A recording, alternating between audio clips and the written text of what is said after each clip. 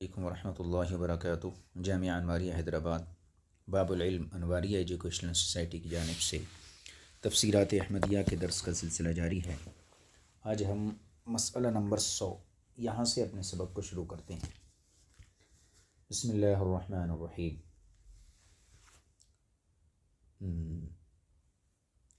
لا یؤاخذکم اللہ باللغو فی ایمانکم ولكن يؤاخذكم بما عقدتم الأيمان فكفارته إطعام 10 مساكين من أوسط ما تطعمون أهليكم أو كسوتهم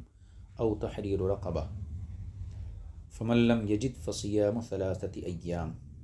ذلك كفارة أيمانكم إذا حلفتم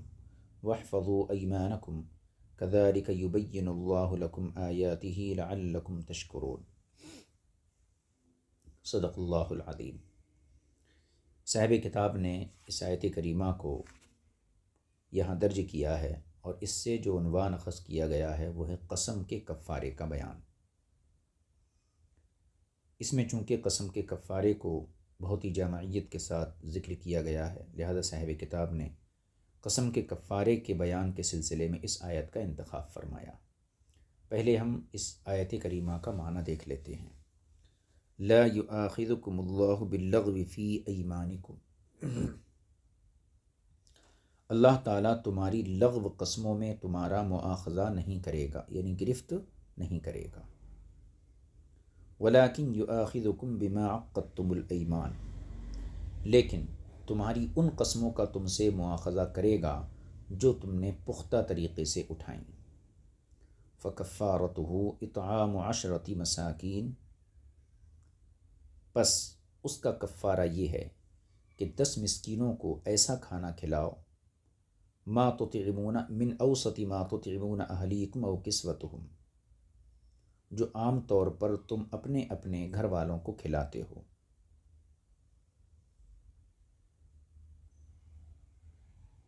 یا پھر 10 مسکینوں کو لباس دو، یا 2 غلام آزاد کرو۔ فمن لم یجد، پس جس شخص کو یہ میسر نہ ہو اس کے لیے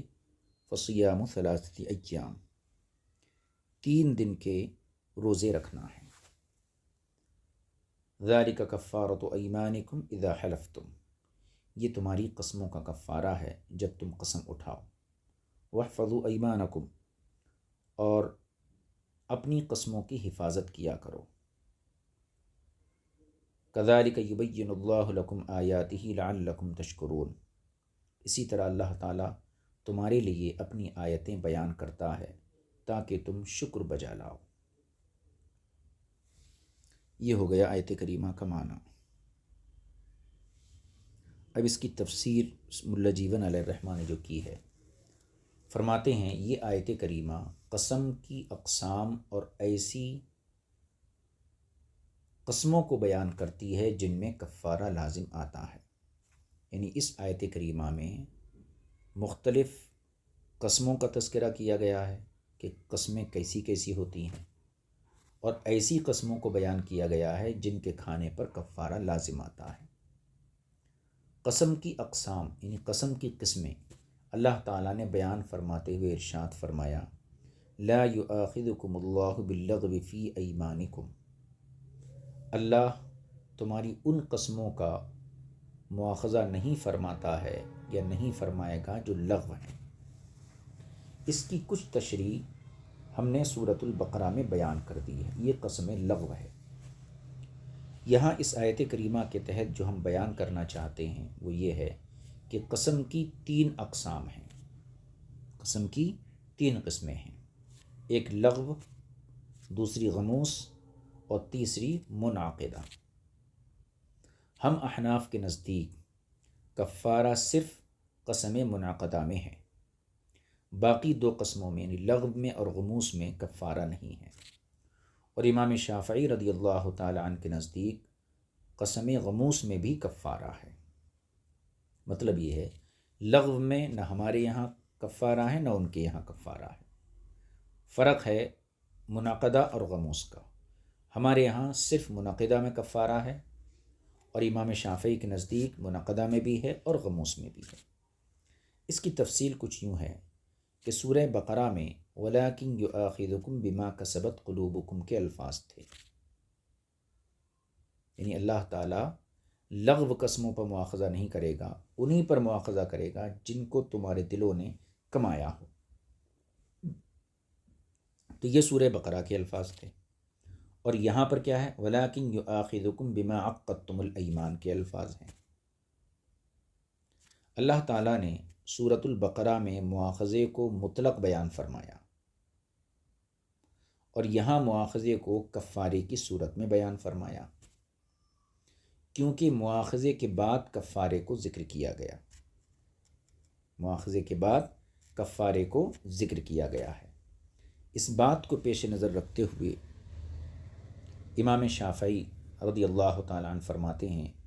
کہ قسم کا عقد جو عقدتم الایمان میں ہے،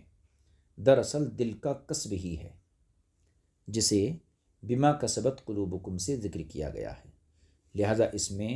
قسم غموس بھی شامل ہوگی، اس لیے کہ دل کا کسب ایسی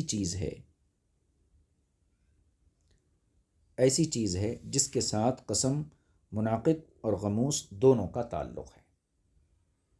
بخلاف قسم لغو کے کہ اس میں دل کا قصد نہیں ہوتا، اور مواخذہ یہاں اس صورت میں کفارے کے ساتھ مقید کیا گیا ہے، اور سورۃ البقرہ کی آیت اگرچہ اس قید سے مطلق ہے مگر مطلق کو مقید پر محمول کیا جائے گا، لہذا دونوں آیتوں کے درمیان تطبیق کی وجہ اس طریقے سے ظاہر ہوگی۔ یہ امام شافعی کی گفتگو تھی۔ ہم احناف کے نزدیک عقدتم الایمان سے مراد ایسی قسم ہے جس سے اس کے اٹھانے والے نے وفا کا ارادہ کیا ہو، یعنی ایسی قسم جس کو پورا کرنے کا ارادہ کیا ہو، اور یہ بات قسم غموس میں متصور نہیں ہوتی، کیونکہ یہ ایسی قسم کا نام ہے جو قسم اٹھانے والا گزرے ہوئے زمانے میں کسی فعل کے متعلق یا زمانہ ماضی میں کسی کام کے متعلق کسی کام کے نہ ہونے کے متعلق اٹھاتا ہے۔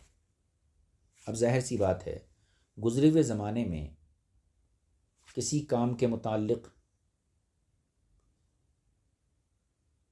یہ کام ہوا یا کسی کام کے متعلق یہ کام نہیں ہوا،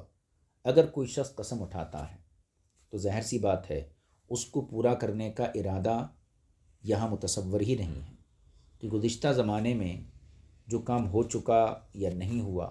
اس کے بارے میں جو قسم اٹھائی جاتی ہے تو یہاں پر اس کو پورا کرنے کا مقصد نہیں ہوتا ہے، کہ پورا کر ہی نہیں سکتا بندہ، گزشتہ زمانے کو پلٹا بھی نہیں سکتا، لیکن حالت اس کے خلاف ہوتی ہے، یعنی جیسی اس نے قسم کھایا اس کے برخلاف ہوتا ہے، لہذا ایسی قسم میں وفا کا عزم اور ارادہ متصور نہیں ہو سکتا، بخلاف بما کسبت قلوبکم کے کہ یہ دونوں کو عام ہے، اس لیے کہ دونوں دل سے صادر ہوتی ہیں، لغو قسم کو شامل نہیں، کیونکہ لغو وہ قسم ہے جو گزرے ہوئے زمانے میں کسی کام کے ہونے یا نہ ہونے کے بارے میں اٹھائی جائے، اور اٹھانے والے کو ظن ہو کہ جو کچھ میں کہہ رہا ہوں میرے خیال کے مطابق وہ درست اور حق ہے، لیکن حقیقت حال اس کے ظن کے خلاف ہوتی ہے، لہذا سورۃ البقرہ میں ذکر کی گئی غموس لغو قسم میں داخل نہیں، بلکہ وہ کسبت قلوبکم میں داخل ہے، اور مواخذہ غیر مقید ہے، لہذا اس مواخذے کو اخروی مواخذے پر محمول کیا جائے گا، کیونکہ یہی مواخذے کا معاملہ ہے، یہی مواخذہ کاملہ ہے، لہذا معلوم ہوا کہ گناہ دونوں قسموں میں ہے، اور یہاں اس صورت میں غموس لغو میں داخل ہے، جس کی دلیل اور قرینہ مقابلے میں ذکر کرنا ہے، اور مواخذہ مقید ہے، لہذا مواخذے کو کفارے کے ساتھ مقید کیا جائے گا، لہذا کفارہ صرف منعقدہ میں ہی ہوگا۔ صاحب مدارک کہتے ہیں کہ قسم میں لغو وہ ہے کہ جو ساقط ہے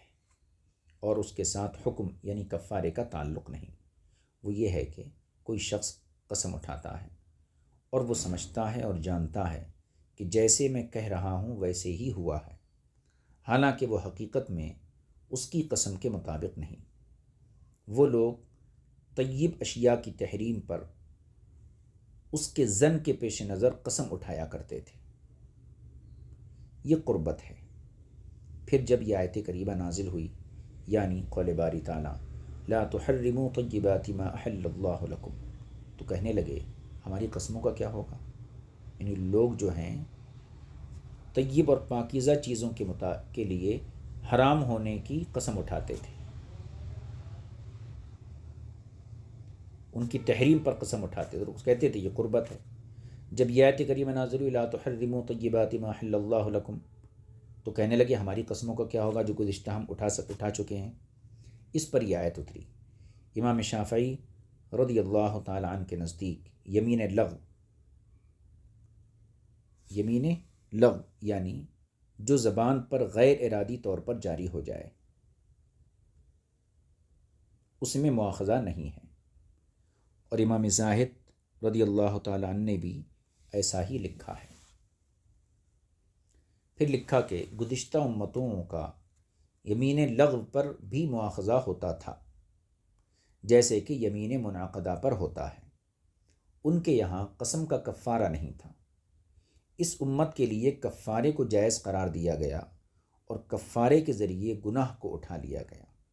تو یہ بہت بڑی رحمت ہے۔ گزشتہ امتوں پر یمین لغو کی بنیاد پر مواخذہ ہوتا تھا، لیکن ہمارے لیے جو ہے اور دوسری چیز یہ جیسا کہ یمین منعقدہ پر ہوتا تھا، لیکن ان کے ہاں منعقدہ پر قسم کا کفارہ نہیں تھا۔ اس امت کے لیے کفارہ رحمت اس طور پر بنا کہ کفارے کو جائز قرار دیا گیا، جس سے قسم اٹھانے کا گناہ یہ ختم ہو جائے۔ قول باری تعالیٰ بما عقدتم الایمان، جس کا تمہارے دلوں نے پختہ ارادہ کر لیا۔ اس کا معنی یہ ہے کہ جس قسم کو تم نے عزم اور ارادے کے ساتھ اٹھایا، اس کے ٹوٹ جانے کے سبب یا بسبب تمہاری منعقدہ قسموں کے جب تم ان میں حانث ہو جاؤ۔ اس طرح بما میں یا تو مضاف حذف ہے، یعنی بنقص ما عقدتم، یا ظرف مضاف ہوگا، یعنی بما عقدتم اذا حتنتم۔ یہ حذف اس لیے کیا گیا کہ یہ بات ان لوگوں کو معلوم تھی کہ کفارہ تبھی آتا ہے جب قسم ٹوٹ جائے۔ ان قریب اس بارے میں اور بھی گفتگو آ رہی ہے۔ ہکذا قالوا، مفسرین نے ایسا ہی فرمایا ہے۔ صاحب ہدایہ نے بھی اس کی طرف اشارہ کیا ہے۔ وہ کہتے ہیں جب اس قسم میں قسم اٹھانے والا حانث ہو جائے، یعنی اس کی قسم ٹوٹ جائے، تو اس پر کفارہ لازم ہے، کیونکہ اللہ تعالیٰ فرماتا ہے وَلَٰكِنْ يُؤَاخِذُكُم بِمَا عَقَّدتُّمُ الْأَيْمَانَ۔ صاحب ہدایہ نے تفصیل کے ساتھ بار بار اس آیت کو اس مسئلے میں ذکر کیا ہے، جیسا کہ تم خود بھی دیکھ سکتے ہو۔ اب یہاں پر قرأت بتا رہے ہیں۔ لفظ عقدتم اکثر قراء حضرات کے نزدیک تشدید کے ساتھ ہے، عقدتم، اور امام حمزہ کسائی ابن عباس نے جناب عاصم رحمۃ اللہ تعالی علیہ سے تخفیف کے ساتھ پڑھا ہے۔ عقدتم، اور ابن ذکوان کی روایت سے ابن عامر نے جو ہے عاقدتم پڑھا ہے، جو باب مفعلت سے ماضی کا صیغہ بنتا ہے، لیکن معنی کے اعتبار سے وہ مجرد کے حکم میں ہے، یعنی فاعل بمعنی فعل، جیسا کہ بیضاوی میں ہے۔ اس کے بعد اللہ تعالیٰ نے کفارے کا ذکر کرتے ہوئے ارشاد فرمایا فَكَفَّارَتُهُ إِطْعَامُ عَشْرَةِ مَسَاكِينَ، آخری آیت تک۔ اللہ تعالیٰ نے کفارہ یمین کے معاملے میں 4 چیزیں ذکر فرمائیں، یعنی قسم کے کفارے کے سلسلے میں 4 باتیں ذکر فرمائیں، جن میں سے 3 کے متعلق اختیار دیا گیا، یعنی ان میں سے کوئی ایک اپنی مرضی اور اختیار سے ادا کرو۔ وہ 3 یہ ہیں: 10 مسکینوں کو کھانا کھلانا، 10 مسکینوں کو لباس دینا، غلام آزاد کرنا۔ تو کفارہ یمین کے بارے میں 4 چیزیں ذکر کی گئیں، 3 اختیاری چیزیں ہیں کہ چاہے یہ کرو، چاہے یہ کرو، چاہے یہ کرو، اور چوتھی چیز جو ہے ترتیب کے طور پر ذکر فرمائی، یعنی اگر ان تینوں میں سے کسی ایک کی استطاعت اور ہمت نہ ہو تو 3 روزے رکھنا۔ مطلب یہ ہے اللہ تعالیٰ نے 4 باتیں ذکر کی کفارہ یمین کے سلسلے میں: 10 مسکینوں کو کھانا کھلاؤ، یا 10 مسکینوں کو کپڑا پہناؤ، یا غلام آزاد کرو۔ اس میں اختیار ہے چاہے کھانا کھلا دو یا لباس پہنا دو یا غلام آزاد کر دو۔ اس کے بعد چوتھی بات ترتیب کے طور پر ذکر فرمائیں، اگر ان تینوں میں سے کسی کی بھی استطاعت نہ ہو، نہ کھانا کھلانے کی، نہ لباس پہنانے کی، نہ آزاد کرنے کی، تو پھر 3 روزے رکھنا۔ اب ہم ان چیزوں کو کچھ تفصیل کے ساتھ ذکر کرتے ہیں۔ دیکھیے، 10 مسکینوں کو کھانا کھلانے میں یہ شرط ہے کہ یہ کھانا نہ تو انتہائی گھٹیا قسم کا ہو اور نہ ہی بہت اعلیٰ درجے کا ہو، بلکہ درمیانہ ہونا چاہیے،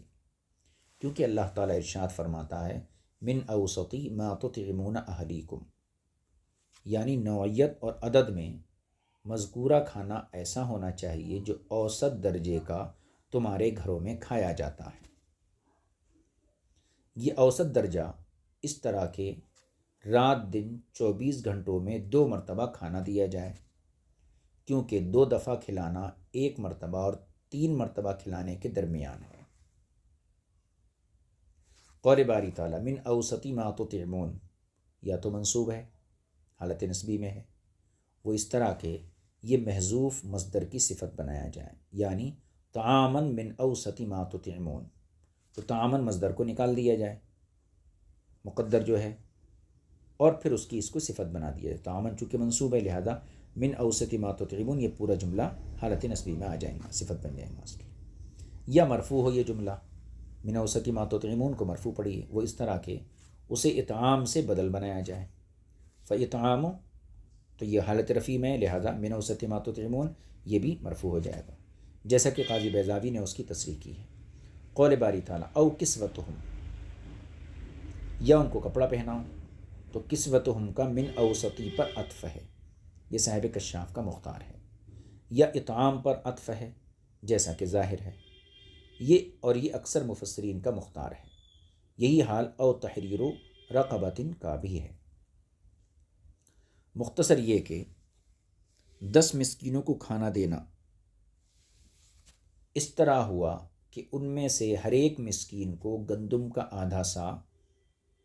یا کھجوروں کا یا جو کا مکمل سا دیا جائے، یہ ہم احناف کے نزدیک ہے۔ اور امام شافعی رضی اللہ تعالیٰ عنہ فرماتے ہیں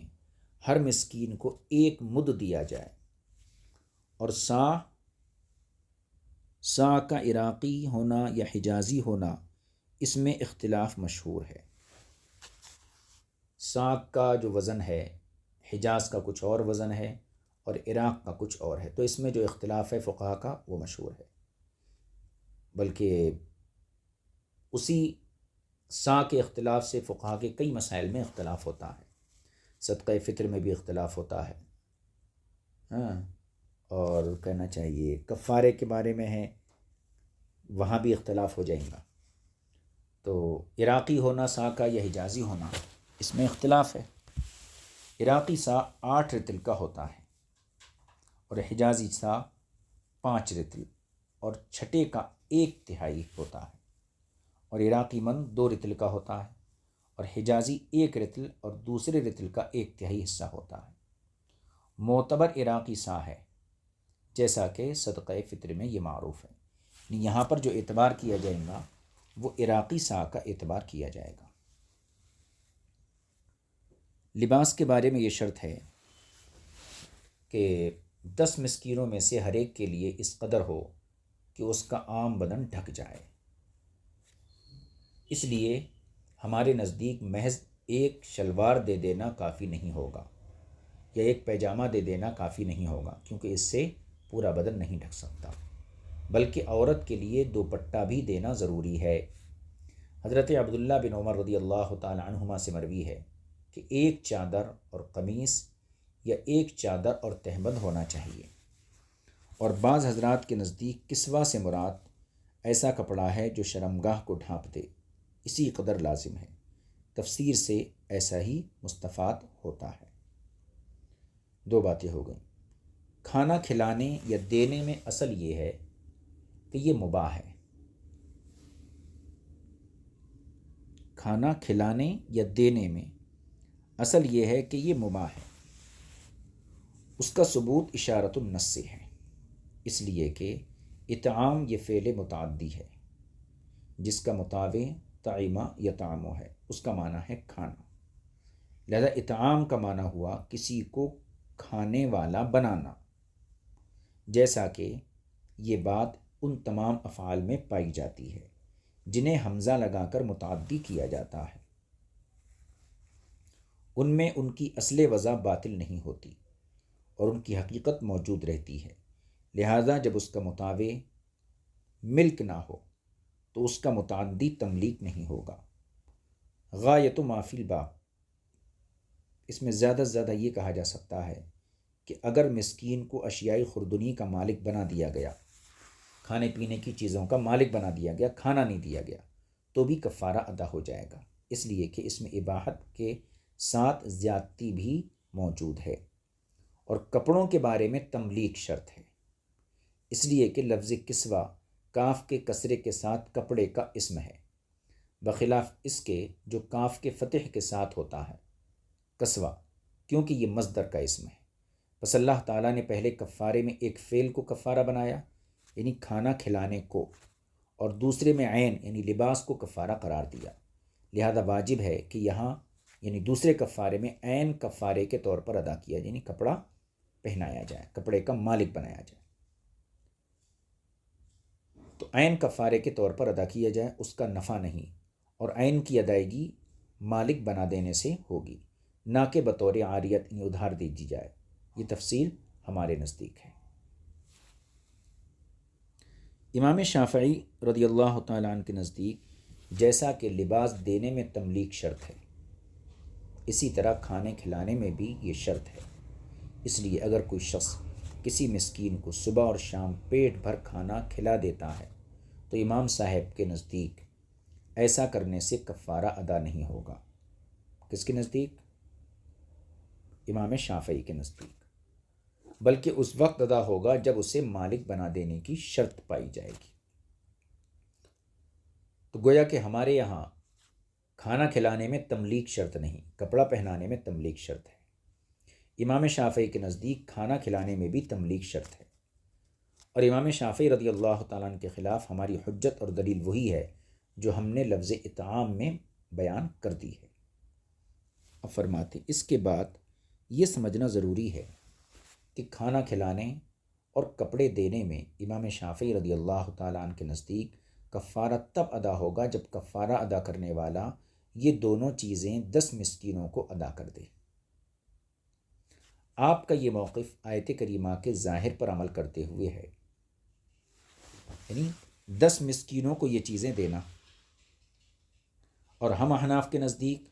ان دونوں چیزوں کی ادائیگی ایک مسکین کو 10 دنوں یا 10 مرتبہ ادا کرنے سے بھی ہو سکتی ہے، یہ بات اشارۃ النص سے ثابت ہوتی ہے، یعنی قرآن کیا فرمایا؟ 10 مسکینوں کو کھانا کھلاؤ یا 10 مسکینوں کو کپڑا پہناؤ، تو امام شافعی کے نزدیک کھانا یا کپڑا یہ 10 مسکینوں کو دینا ضروری ہے جب کفارہ ادا ہوگا۔ ہمارے یہاں دونوں صورتیں جائز ہیں، یا تو آپ ایک ایک وقت کا کھانا 10 مسکینوں کو دے دیجیے، دو وقت کا کھانا 10 مسکینوں کو دے دیجیے، یا 10 مسکینوں کو کپڑا پہنا دیجیے، یا پھر ایک ہی مسکین کو 10 دن 2 وقت کا کھانا دیجیے، یا ایک ہی مسکین کو 10 مرتبہ کپڑا پہنا دیجیے، دونوں صورتوں میں کفارہ ادا ہو جائے گا، اور یہ بات اشارۃ النص سے ثابت ہوتی ہے۔ وہ اس طرح کے مساکین کفارے کا مصرف اس لیے قرار دیے گئے ہیں کہ وہ ضرورت مند ہوتے ہیں، جیسا کہ لفظ اطعام اس کی طرف اشارہ کرتا ہے، اس لیے کہ کسی غنی اور کھاتے پیتے شخص کو کھانا دینا عجیب سا لگتا ہے، لہذا وجہ یہی بات ہوئی کہ حاجت مندوں کی ضرورتوں کو پورا کیا جائے، نہ یہ کہ مسکین کی ذات کو دینا واجب ہے۔ بس ایک مسکین کو 10 دن کھانا کھلانا ویسے ہی ہے جیسا کہ 10 مسکینوں کو بیک وقت کھانا کھلانا ہے، کیونکہ ضرورتوں اور حاجتوں کی کامل تعداد موجود ہوتی ہے، اسی لیے لباس کے بارے میں جب تملیک شرط ہوتی ہے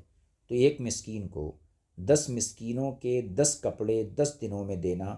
ایسے ہی ہے جیسا 10 مسکینوں کو ایک ہی دن میں کپڑے دے دینا ہے۔ اگرچہ قیاس میں اس کا جواز نہیں آتا، کیونکہ نص قرآنی حاجت کی طرف اشارہ کرنے والی ہے،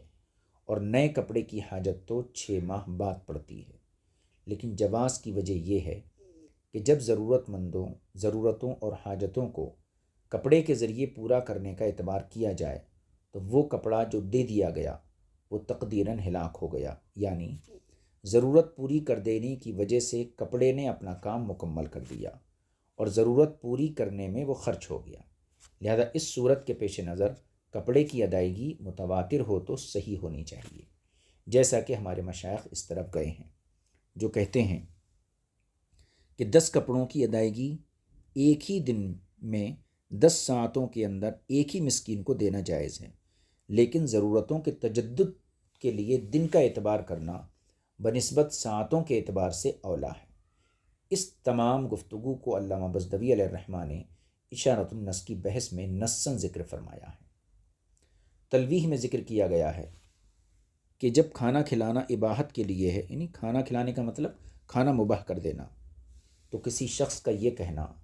اطعمتک ھذا الطعام، میں نے تجھے یہ کھانا کھلایا، اسے قرینہ حالیہ سے تملیک کے لیے لیا جائے گا۔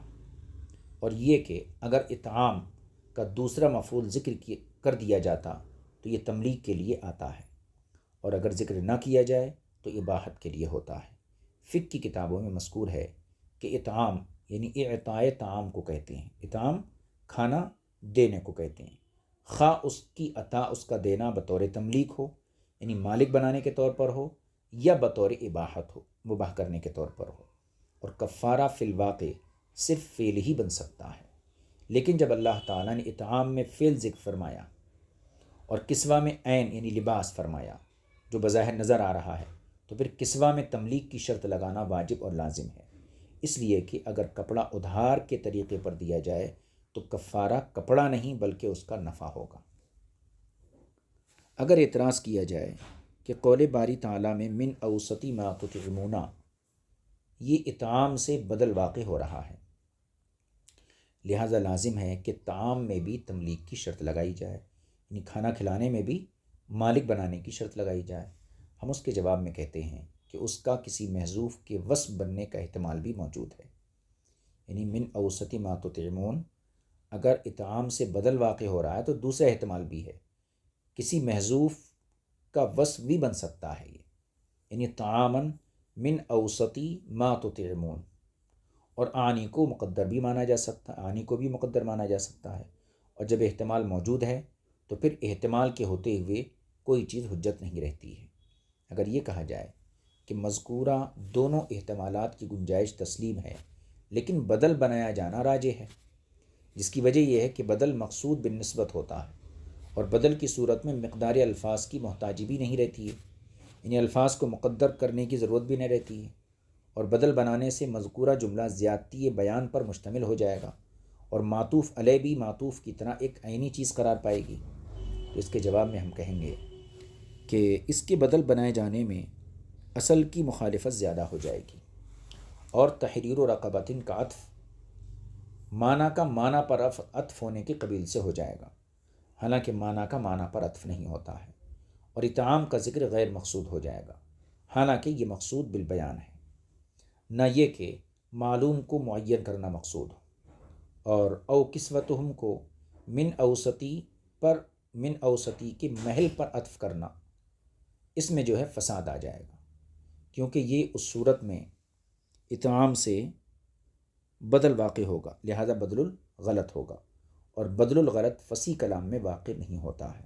ھذا حاصل ما فیہ، یہ اس سلسلے میں گفتگو کا خلاصہ تھا۔ صاحب ہدایہ نے کتاب الہبہ میں ذکر کیا ہے کہ جب کوئی شخص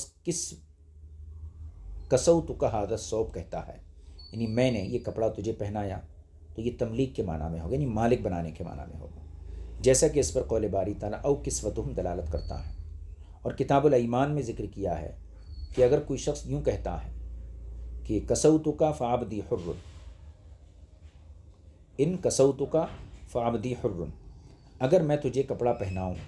تو میرا غلام آزاد ہے، تو اس کا یہ کہنا حالت زندگی کے ساتھ مقید ہوگا، یعنی جس کو کپڑا پہنانے کا کہہ رہا ہے اسے اس کی زندگی میں پہنائے گا تو غلام آزاد ہوگا، اگر مرنے کے بعد پہنایا یعنی کفن پہنایا تو آزاد نہیں ہوگا، کیونکہ مذکورہ الفاظ بول کر اس کی مراد کپڑے کی تملیک ہوتی ہے، مالک بنانا ہوتا ہے، اور میت سے تملیک متحقق نہیں ہوتی۔ میت کو کپڑا پہنانے سے وہ مالک نہیں بن سکتا۔ ہاں اگر مذکورہ الفاظ سے اس کی مراد ستر پوشی ہو تو پھر زندگی کے بعد بھی اس کا تعلق ہوگا، اور یہ بھی کہا گیا ہے کہ اگر فارسی زبان میں کہتا ہے تو اس سے مقصود پہننا ہوگا۔ صاحب کشاف اور قاضی اجل بیضاوی کہتے ہیں او کسوتہم کو او کاسوتہم بھی پڑھا گیا ہے۔ اس صورت میں معنی یہ ہوگا کہ تم 10 مسکینوں کو کھانا کھلاؤ جو تمہارے گھر والے درمیانہ درجے کا کھانا کھاتے ہیں، یا جیسا تم گھر والے کھاتے ہو ویسا ہی ان کو بھی کھلاؤ، خواہ تمہارا کھانا اسراف سے ہو یا کنجوسی والا ہو، اسی طرح کا انہیں کھلاؤ۔ یہ روایت عجیب روایت ہے، اس لیے کہ اس صورت قرت میں آیت کریمہ میں بطور کفارہ لباس دینے کی مشروعیت پر کوئی دلیل نہ ہوگی، یعنی قسم کے کفارے میں 10 مسکینوں کو کھانا کھلانا یا غلام آزاد کرنا ہی 2 باتیں رہ جائیں گی، لباس دینے کا معاملہ یہ ختم ہو جائے گا۔ غلام کو آزاد کرنے میں 2 باتیں ہو گئیں، کھانا کھلانا، کپڑا پہنانا۔ غلام کو آزاد کرنے میں ہمارے نزدیک ایمان کی شرط نہیں ہے، یعنی غلام کو آزاد کرنا تو مومن غلام کو آزاد کرنا یہ شرط نہیں ہے، یعنی غلام کا مومن ہونا کفارے کے لیے شرط نہیں۔ مومن کو بھی کفارے میں دیا جانا جائز ہے، لیکن غلام جو آزاد کرنا ہو وہ ایسے عیب سے خالی ہونا چاہیے جو جن سے منفعت میں نقصان پہنچاتا ہو، مثلا اندھا، مجنون، لا عقل، بے عقل ہے، دونوں ہاتھ کٹے ہوئے ہیں، دونوں انگوٹھے کٹے ہوئے ہیں، دونوں پاؤں کٹے ہوئے ہیں، ایک طرف کا ہاتھ اور دوسری طرف کا پاؤں کٹا ہوا نہ ہو۔ اس کی دلیل یہ ہے کہ آیت کریمہ میں لفظ رقبہ مطلق ارشاد فرمایا گیا، اور مطلق بول کر حق ذات میں اس سے مراد فرد کامل ہوتا ہے، اور فرد کامل ایسی شخصیت ہے جو عیب سے محفوظ و سالم ہو، لہذا جس کی جن سے منفعت فوت شدہ ہو، چونکہ غلام سے مقصد کیا ہوتا ہے؟ غلام سے خدمت لینا، تو جس کی جن سے منفعت فوت شدہ ہو اس کا آزاد کرنا جائز نہیں ہوگا، اور مطلق وصف کے حق میں اپنے اطلاق پر رہے گا۔ غلام میں ایمان یا کفر کا ہونا بھی جملہ اوصاف میں سے ایک وصف ہے، لہذا ایمان والا ہونا یہ شرط نہیں لگائی جائے گی۔ ایسا کرنے میں مطلق کے دونوں ضابطوں پر عمل ہو جاتا ہے۔ اور امام شافعی رضی اللہ تعالیٰ عنہ فرماتے ہیں قسم کے کفارے میں آزاد کیے جانے والے غلام کا مومن ہونا شرط ہے، آپ اسے کفارے قتل پر محمول کرتے ہیں جس میں ایمان کی قید ہے۔ آپ ایسا اپنے قانون اور ضابطے کی بنیاد پر کرتے ہیں، وہ یہ ہے کہ مطلق کو مقید پر محمول کیا جائے گا۔ اب چونکہ کفارے قتل میں رقبہ کے ساتھ مومن کی قید لگائی گئی ہے اور کفارے یمین میں مطلق کہا گیا ہے، تو آپ کا قانون یہ ہے کہ مطلق کو مقید پر محمول کیا جائے گا، لہذا قسم کے کفارے میں بھی مومن غلام کو آزاد کرنا ان کے یہاں شرط ہے۔ اسی طرح آپ کفارہ زہار میں بھی قید لگاتے ہیں، زہار کے کفارے میں جو غلام آزاد کرنے کا حکم ہے وہاں بھی آپ ایمان کی قید لگاتے ہیں۔ ہمارے نزدیک مطلق اپنے اطلاق پر اور مقید اپنی تقید پر رہتے ہیں، یعنی جہاں مثلا کفارہ قتل میں مقید کفارہ بیان کیا گیا لہٰذا وہاں ایمان ضروری ہے، اور یہاں پر مطلق بیان کیا گیا لہٰذا جو ہے عام غلام بھی دیا جا سکتا ہے، جیسا کہ اصول فقہ میں یہ گفتگو مشہور اور معروف ہے۔ بہرحال مذکورہ تینوں کفارہ جات میں یعنی تینوں کفاروں میں کفارہ ادا کرنے والے کو اختیار دیا گیا ہے کہ ان میں سے جو چاہے ادا کرے، اور روزہ 3 دن کا جائز تب ہوگا جب ان میں سے کسی ایک کے ادا کرنے سے عاجز ہو۔ کھانا کھلانا، لباس پہنانا، غلام آزاد کرنا، یہ تینوں کفارے ادا کرنے میں اختیار ہے، جسے چاہے ادا کر دے، اور ان تینوں میں سے کوئی نہ کر سکے تب اس کے بعد جو ہے روزے رکھنا ہے۔ اسی لیے اللہ تعالیٰ نے فرمایا فَمَن لَمْ يَجِدْ فَصِيَامُ 3 أَيَّامٍ، یعنی جس شخص کو مذکورہ تینوں کفاروں میں سے ایک کے ادا کرنے کی بھی طاقت نہ ہو تو اس پر 3 روزے لازم ہیں۔ یہ عاجزی کفارہ ادا کرتے وقت معتبر ہوگی۔ ادائیگی جب بھی کرنا چاہے اس وقت دیکھیں گے کہ اس کی کیا صورتحال ہے۔ یہ معنی نہیں کہ موت تک وہ اس کی ادائیگی سے عاجز ہو تو پھر 3 روزے رکھنے کی اجازت ہوگی۔ اصول فخر الاسلام میں تخیر میں مختلف مذاہب ذکر کیے گئے ہیں، یعنی اختیار کے سلسلے میں کہ پہلے 3 کفاروں میں اختیار ہے، جو چاہے ادا کر دے، تو اس میں مختلف مذاہب ذکر کیے گئے ہیں، اور وہ یوں کہ ہمارے نزدیک واجب یہ ہے کہ مذکورہ کفارات میں سے کوئی ایک کفارہ ادا کرنا چاہیے، اور اس کی تعیین میں کفارہ ادا کرنے والے کو اختیار ہے، چاہے کھانا کھلائے، کپڑا پہنائے، یا پھر غلام آزاد کرے، اور اس کے لیے کسی ایک کا انتخاب مباح ہے۔ بس اگر اس نے سبھی ادا کر دیے تو جائز ہوگا، لیکن یہ کہنا کہ سبھی واجب ہیں یہ درست نہیں، جیسا کہ بعض فقہاء کرام نے ذم کیا ہے کہ تمام کفارہ جات اعلیٰ سبیل الجمع واجب ہیں، کہ کھانا بھی کھلانا اور روزہ بھی رکھنا اور کپڑا بھی پہنانا تینوں ضروری ہیں، حتیٰ کہ اگر کسی نے سب چھوڑ دیے تو اس کو تمام کے ترک کا عقاب ہوگا، اور اگر اس نے تمام ادا کر دیے تو تمام کی ادائیگی بطریقہ واجب ہوگی، اور اگر ان میں سے ایک ادا کر دیا تو دوسرے ساقط ہو جائیں گے۔ اور بعض فقہاء نے یہ گمان کیا ہے کہ تمام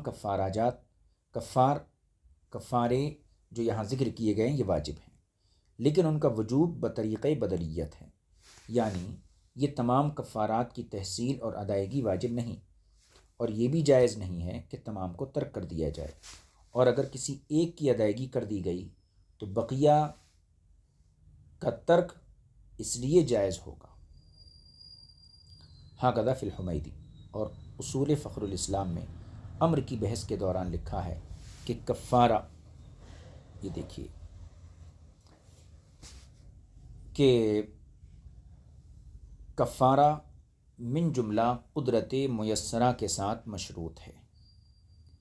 اس لیے کہ چند کفاروں میں سے کسی ایک کی ادائیگی کی تخیر، کسی ایک میں اختیار دینا، اور پھر ان سے فی الحال عاجزی کی صورت میں روزے کی طرف انتقال، جبکہ یہ وہم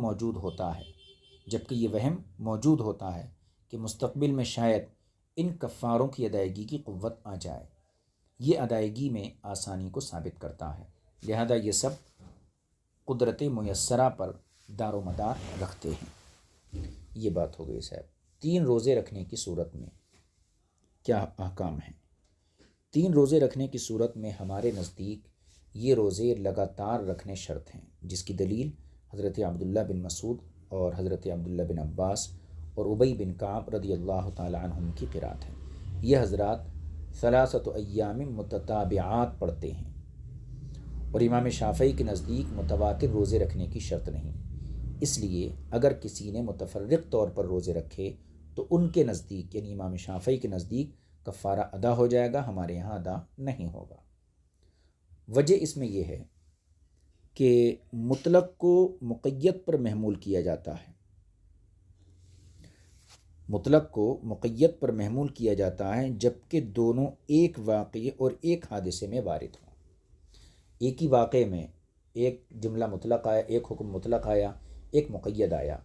تو ایسی صورت میں مطلق کو مقید پر محمول کیا جائے گا، اور حکم بھی ایک ہی ہے، جیسا کہ یہ آیت کریمہ ہے۔ ایک قرأت میں متتابعات کی قید سے مقید ہے اور دوسری میں مطلق ہے،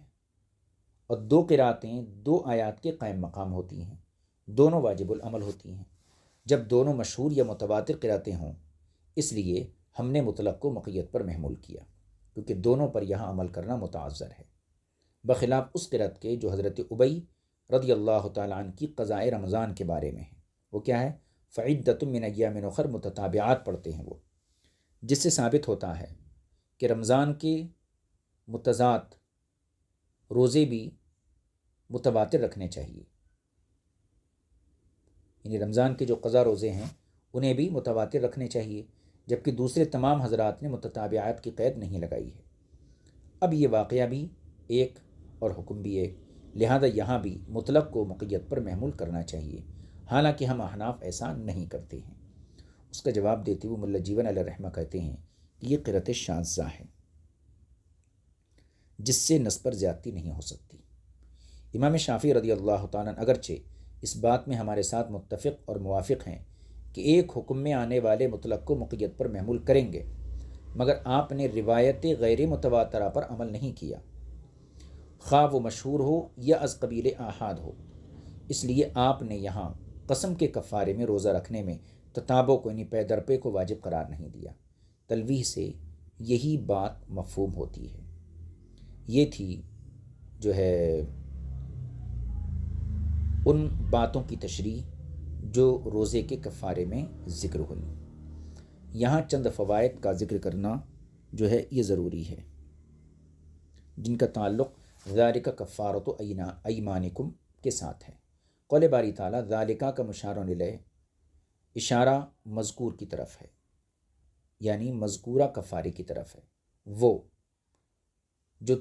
چار چیزیں گزری، عبارت یوں ہوگی الکفارۃ المذکورۃ کفارۃ ایمانکم اذا حلفتم۔ لہذا کفارے کی ایمان کی طرف اضافت اس بات کو واجب کرتی ہے کہ کفارے کا سبب ایمان ہے، جیسا کہ علم اصول فقہ میں مقرر ہے۔ اضافت میں اصل یہ ہے کہ جس کی طرف اضافت ہو یعنی مضاف الیہ، وہ مضاف کا سبب بنتا ہے، جیسا کہ صوم رمضان میں صوم کا سبب رمضان ہے،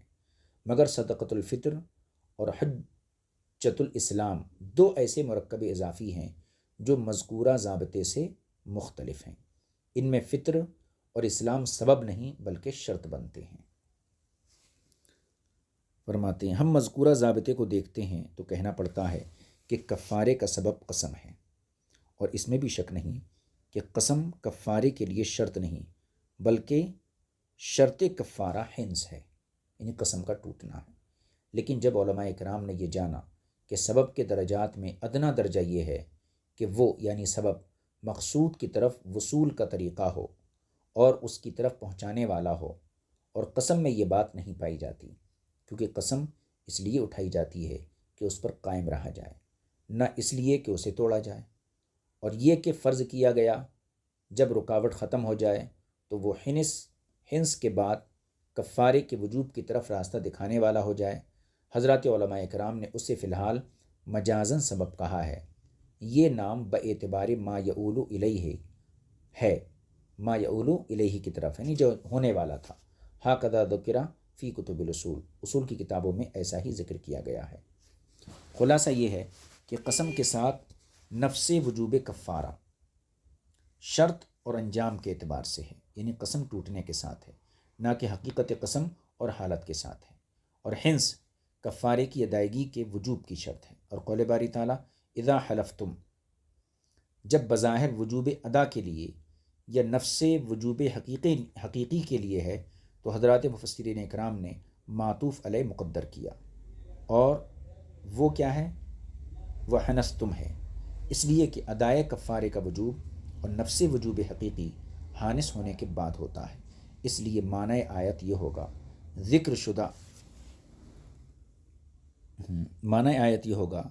کہ ذکر شدہ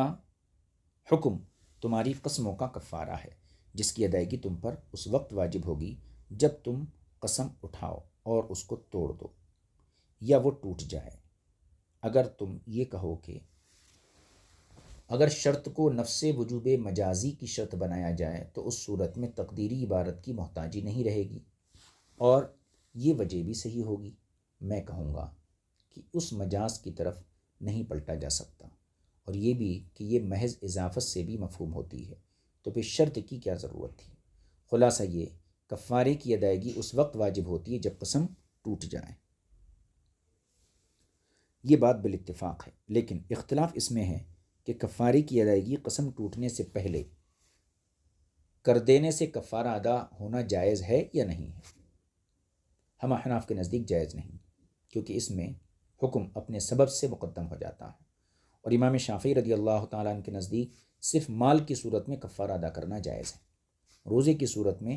حنس سے پہلے کفارے کی ادائیگی کے عدم جواز کے آپ بھی قائل ہیں، یعنی وہ کہتے ہیں کہ قسم ٹوٹنے سے پہلے وہ ہے کفارے کا روزہ نہیں رکھ سکتا، کیونکہ اس میں کفارے کا نفس وجوب اس کی ادائیگی کے وجوب سے منفصل علیحدہ ہو جائے گا، یعنی مالی کفارہ ادا کرنے کی صورت میں بخلاف روزے کی صورت میں کفارہ ادا کرنا، کیونکہ اس میں اس کا نفس وجوب بعینہ وجوب ادا ہے، دونوں میں انفصال نہیں ہو سکتا۔ ہماری طرف سے امام شافعی رضی اللہ تعالیٰ عنہ کے اس استدلال کا جواب کتب اصول میں شرح و بسط کے ساتھ موجود ہے۔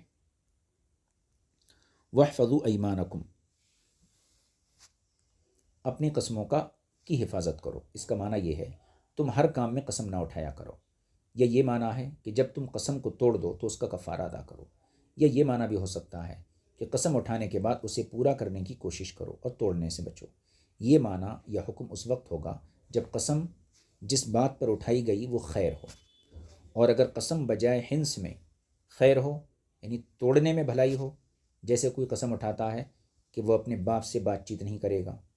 اسی طرح ہر وہ قسم جو معصیت یعنی گناہ پر اٹھائی گئی ہو اس میں اس کا توڑنا واجب ہے، پھر اس کا کفارہ ادا کرنا واجب ہے، کیونکہ حضور سرور کائنات صلی اللہ علیہ وسلم ارشاد فرماتے من حلف علی یمین ورأى غیرها خیرا منها فلیأتی بالذی هو خیر ثم لیکفر عن یمینہ او فلیکفر عن یمینہ ثم لیأتی الذی هو خیر علی اختلاف روایتین، یعنی جس نے کسی بات پر قسم اٹھائی اور دیکھا کہ اس کا غیر اس سے بہتر ہے تو اسے چاہیے کہ جو بہتر ہے وہ کرے، پھر اپنی قسم کا کفارہ ادا کرے، یا اسے اپنی قسم کا کفارہ ادا کرنا چاہیے اور وہ جو بہتر ہو اسے کرنا چاہیے۔ کشاف اور بیضاوی میں تینوں وجوہ اقسام مذکور ہیں، صاحب مدارک نے ان میں سے دوسری کو ذکر نہیں کیا، اور امام زاہد رحمۃ اللہ علیہ نے اسے پسند کیا اور تیسرے معنی پر اعتراض کیا، اس لیے کہ اس میں لازم آتا ہے کہ لفظ کی اس کے موجب سے تخصیص کر دی جائے جو درست نہیں ہے۔ وآخر دعوانا الحمدللہ رب العالمین۔ یہ مسئلہ نمبر 100 تھا جو کافی مفصل تھا، وہ مکمل ہوا الحمدللہ۔ اب اس کے بعد انشاءاللہ مسئلہ نمبر 101 شراب اور جوئے کی حرمت کا بیان، اس کو انشاءاللہ آئندہ درس میں شریک کیا جائے گا۔ وصلی اللہ علیہ نبی کریم وآلہ وصحبہ اجمعین والحمدللہ رب العالمین۔ السلام علیکم ورحمۃ اللہ وبرکاتہ۔